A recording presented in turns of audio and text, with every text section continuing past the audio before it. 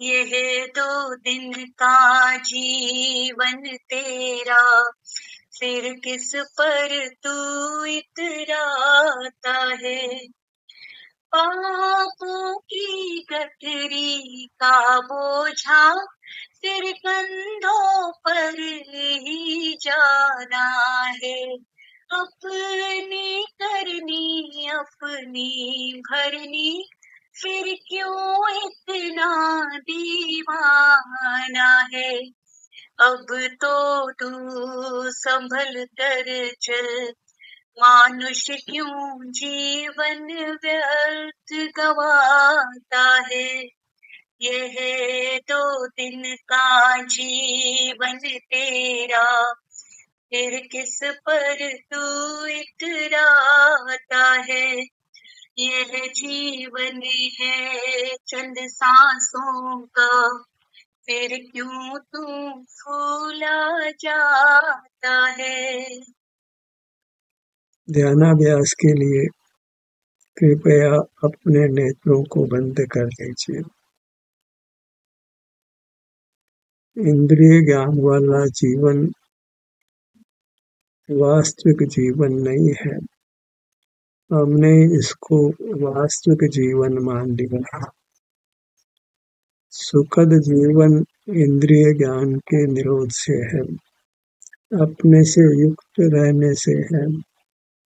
उसी सुखद जीवन को हमने यह मनुष्य भाव पाकर पाना है। अपनी मूर्त अत्यंत सुखद है, उसके साथ रहकर ही हम उत्तम सुख पाते हैं, यथार्थ जीवन पाते हैं, जिसकी कल्पना बहिर्मुख होकर नहीं कर सकते। बाहर में रहते हैं तो परस्पर विसंवाद हुए बिना नहीं रहता है।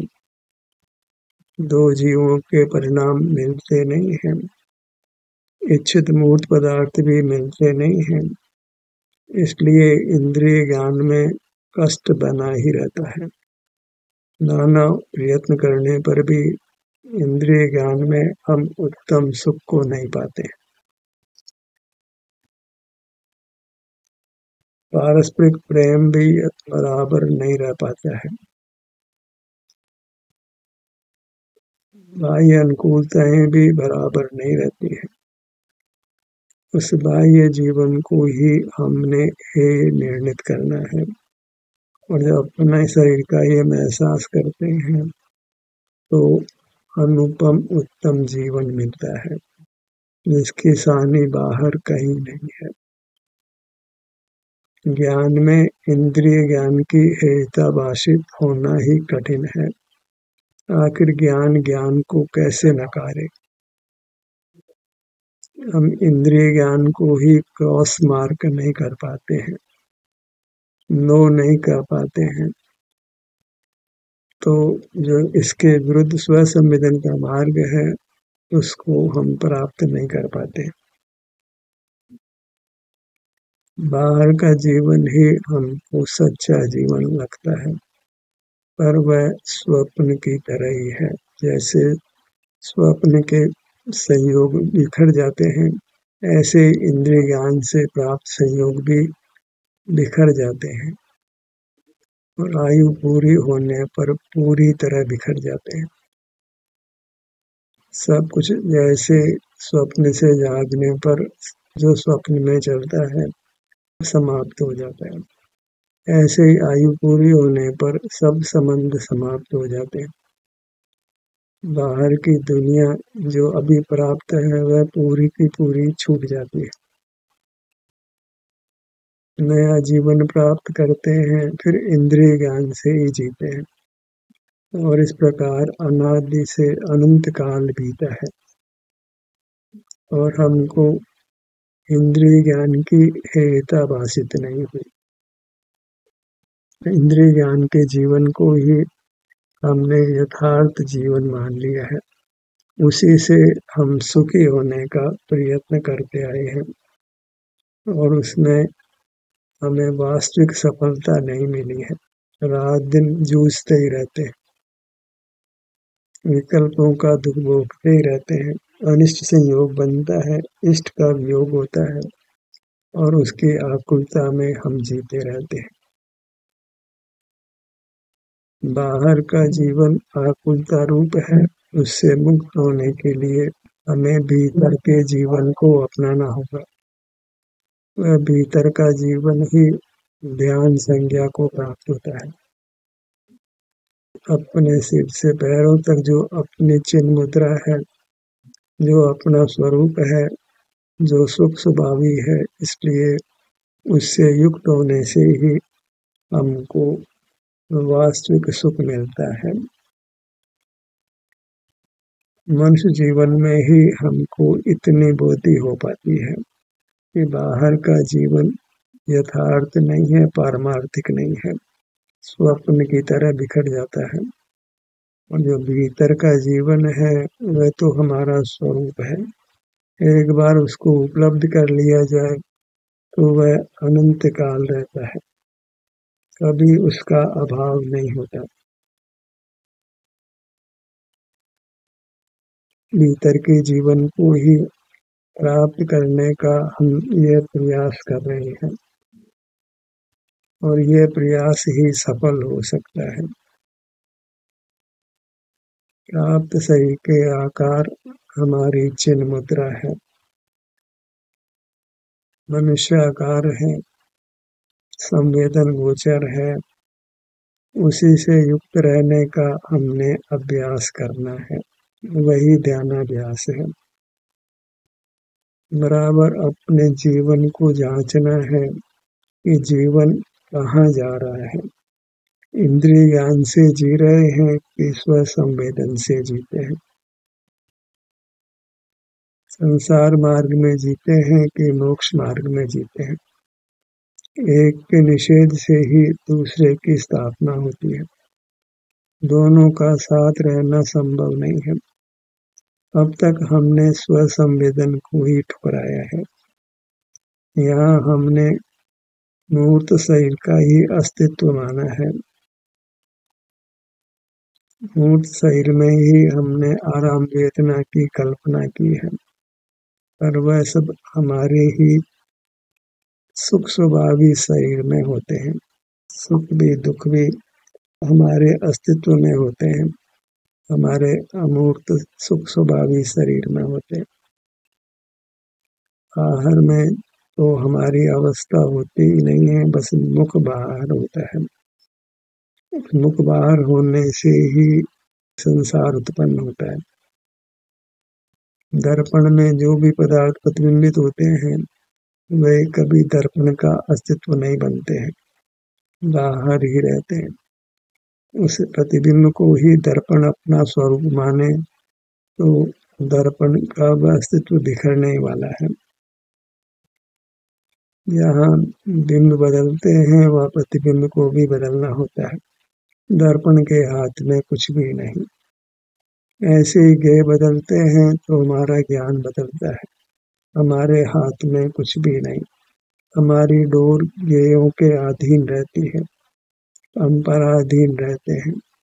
जहाँ पराधीनता है वहाँ आग खुलता है। अपनी मूर्त से युक्त होते हैं तो सब कुछ अपना है, मूर्त भी अपनी और सुख भी अपना,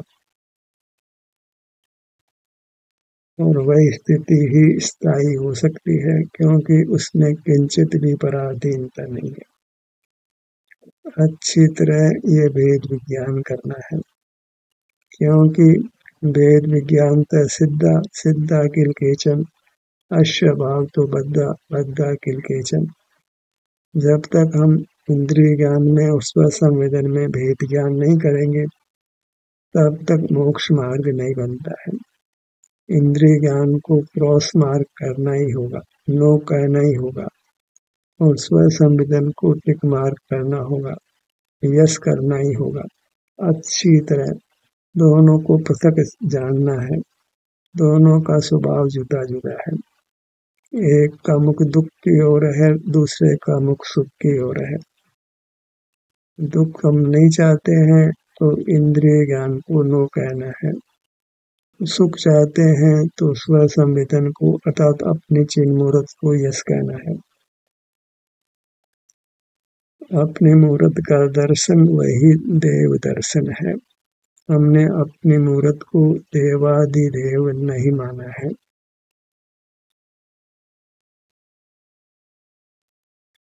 देव गति के देव हैं कि मनुष्य हैं कि त्रियंच हैं या नारकी हैं, सब जीवों से श्रेष्ठ अपनी चिन्ह मूर्त है।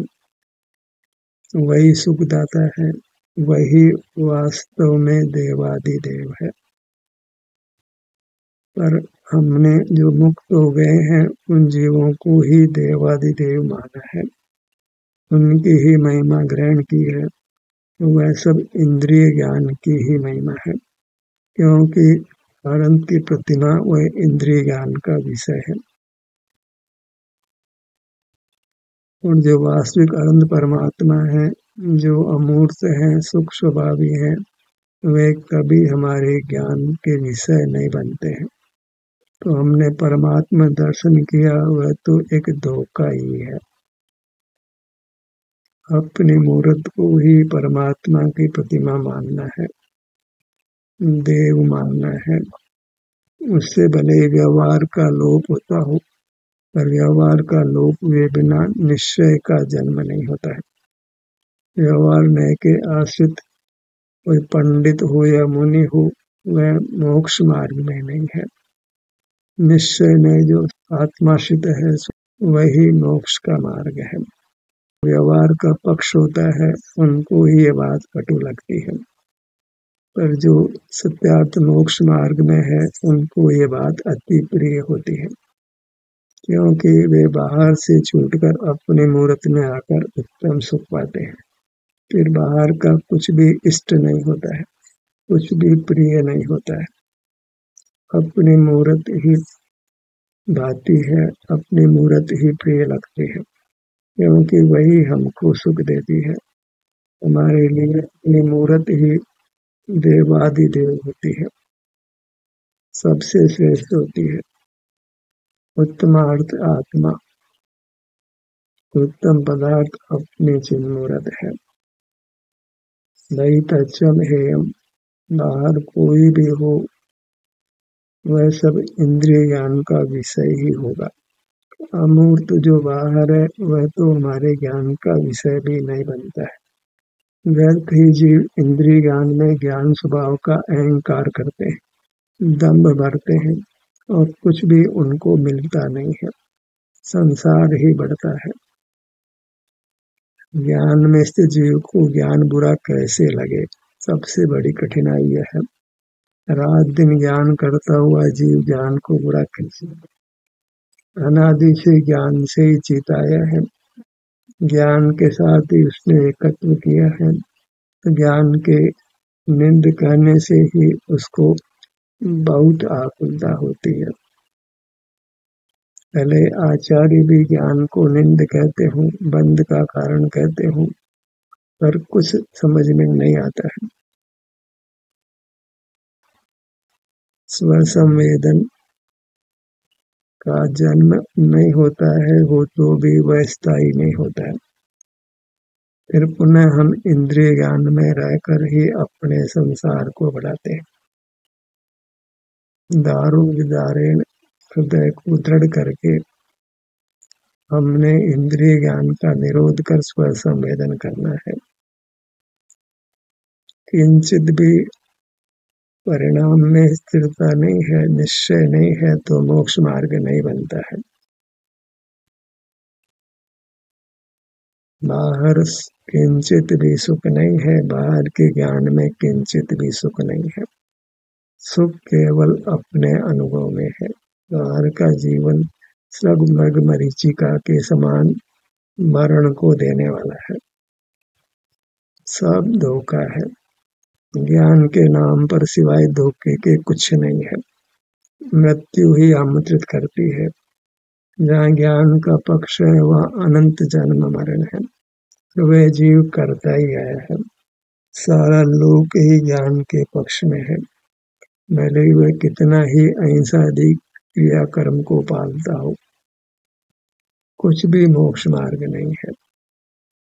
मोक्ष मार्ग बाहर के जीवन के निषेध से ही होता है, तभी अपने मुहूर्त में स्थिति होती है। बाहर को अनजाना करना है, बाहर में कुछ अच्छा नहीं हो सकता है सिवाय संसार पनपने के। बाहर में अच्छा मानना ही अपनी दुर्गति को बुलाना है।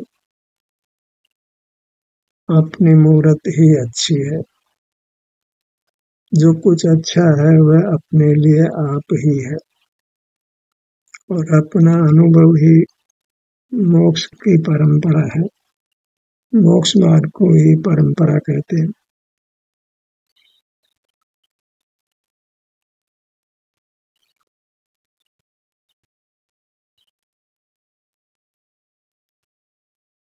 अपनी मूर्त में रहना, उससे ही हम मोक्ष को पाते हैं। अपनी मूर्त को लक्ष्य में लीजिए, लक्ष्य में रखिए, रात दिन यही काम करिए। जो दुखों से भय लगता हो, सुख की कामना हो, तो एक यही मार्ग है। इसी का पिष्ट पेषण करना है, इसी को बार बार खोकना है, क्योंकि हम अनादि के इंद्रिय ज्ञान के संस्कार से लड़ रहे हैं। तो उसके लिए पुनः पुनः हमको बाहर के निषेध में आना है, उसको कालकूट विष जानना है। विष खाना एक बार अच्छा है, पर इंद्रिय ज्ञान को अच्छा मानना कदापि अच्छा नहीं है। बाहर का जीवन कदापि अच्छा नहीं है। विष पीने से एक बार मरण होता है, पर बाहर के जानने को अच्छा मानता है तो फिर बार बार मरता है। जब स्वानुभव में कदाचित कर्म का विपाक हो तो प्रतिकूल परिस्थितियां हो सकती है, मरण भी हो सकता है। अधिक से अधिक भी हो तो 7 भव से अधिक नहीं होता है। फिर अवश्य ही वह मुक्ति को प्राप्त होता है। बाहर का जीवन वह मुक्त जीवन नहीं है, वह दुख का जीवन है, बंधन का जीवन है। बाहर के जीवन को नकारना ही होगा, तभी मोक्ष मार्ग का प्रारंभ होता है। जहाँ तक इंद्रिय ज्ञान की नकार नहीं है, वहाँ तक मोक्ष मार्ग का प्रारंभ नहीं है। इसको संपूर्ण बल से नकारना है, क्योंकि उसका संस्कार अनादि का है। इंद्रिय ज्ञान के संस्कार की बलवत्ता को हम नहीं जानते, उसी के कारण हम अनादि से जन्म रहे हैं और मर रहे हैं। शत्रु को हमने कमजोर माना है, जैसे ऐसे ही सहज मिट जाएगा। जब तक उसको शत्रु नहीं मानेंगे, तब तक हम उस पर वार नहीं कर सकते, उस इंद्रिय ज्ञान में ही बने रहते हैं। बाहरी को हित की बात मिलेगी, सुख का मार्ग मिलेगा, सुखदायक वस्तु मिलेगी, घर में ही कोई शरण होगी, कोई कारण होगा जिससे हमको सुख प्राप्त होगा। बाहर में कोई शरण होगी, पर ये कल्पना कभी सच्ची होने वाली नहीं है। अपनी मूर्त के अलावा कोई शरण नहीं, अपने सुख स्वभावी शरीर के अलावा कोई शरण नहीं, और आराधना शरीर की ही करनी है। और दूसरा एक उद्गल शरीर भी है, तो उसी को हम शरीर रूप मानकर शरीर में आना नहीं चाहते हैं। जब शरीर में आते हैं तो उद्गल शरीर नहीं प्राप्त होता है, अपना अमूर्त शरीर प्राप्त होता है। अपने शरीर पर आते ही मूर्त शरीर तो जैसे लुप्त हो जाता है, क्योंकि संवेदना जागृत होती है। वह संवेदना ही हमको शरणभूत होती है, कर्म का क्षय कर मोक्ष प्राप्त कराती है। अपने मुखमंडल पर आइए।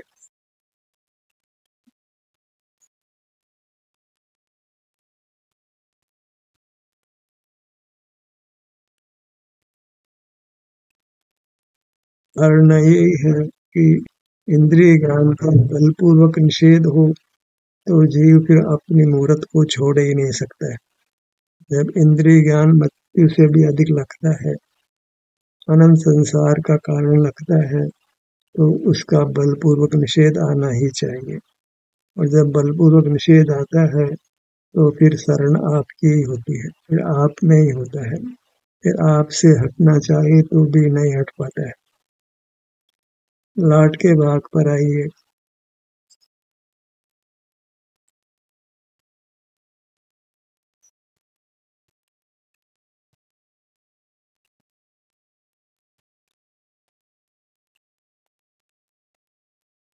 अपना हर भाग हर अंग शरणभूत है।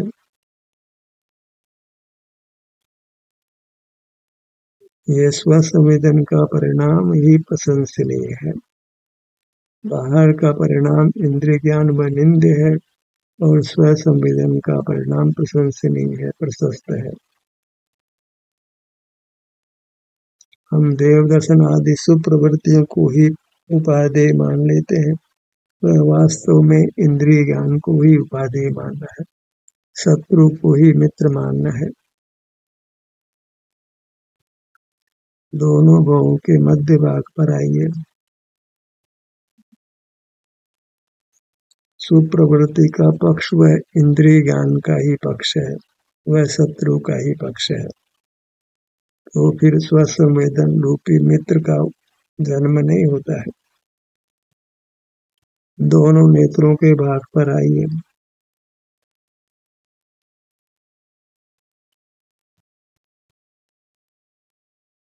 जो स्वरूप संवेदन से रहते हैं, उनको ये स्पष्ट लगता है कि इस स्वरूप संवेदन में बाधक हुई है तो इंद्रिय ज्ञान में जीना है, तो अपने शत्रु का निषेध आता ही है। इंद्रिय ज्ञान ही हमारा शत्रु है।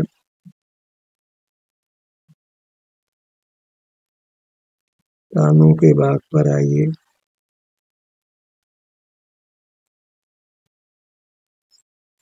बायां कान, दायां कान। बहिर्मुखता में मोक्ष मार्ग की परंपरा नहीं होती है।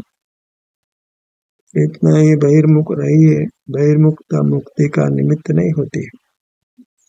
मुक्ति का निमित्त अंतर्मुखता ही होती है, स्वसंवेदन ही होता है।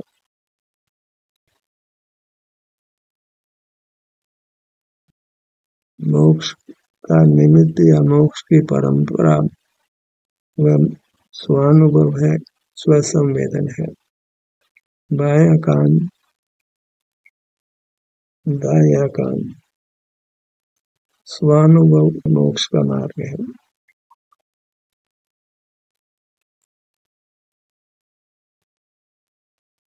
नासिका, बायां नथुना, दायां नथुना।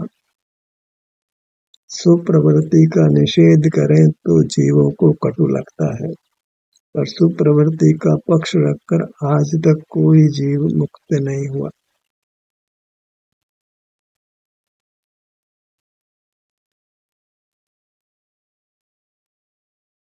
शुभ राग की मिठास में संसार बनता है, उसी प्रकार अशुभ राग की मिठास में संसार बनता है। तो शुभ राग अशुभ राग की समानता जानो। वीतरागता ही मोक्ष मार्ग है, वही मोक्ष का स्वरूप है। वह वीतरागता स्व संवेदन से होती है, इंद्रिय ज्ञान के निरोध से होती है।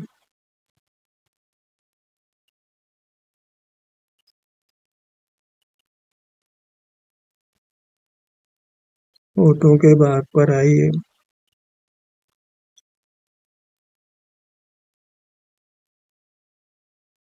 जो अपने सन्मुख होने से संवेदना प्राप्त होती है, वह संवेदना ही कर्मों का नाश करती है।